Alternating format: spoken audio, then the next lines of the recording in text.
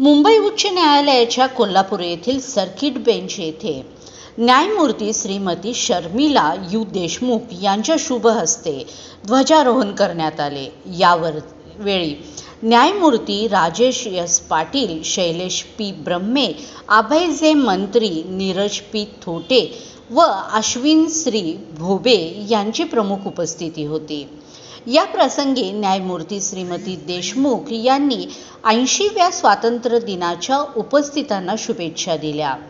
या कार्यक्रमास कोल्हापूर जिल्ह्याचे प्रधान जिल्हा व सत्र न्यायाधीश, वरिष्ठ न्यायिक अधिकारी, सरकारी व अतिरिक्त सरकारी अभियोक्ते, वरिष्ठ अधिवक्ते, बार असोसिएशनचे पदाधिकारी व सदस्य तसेच विविध शासकीय व प्रशासकीय विभागाचे अधिकारी आणि निमंत्रित मान्यवर यावेळी उपस्थित होते।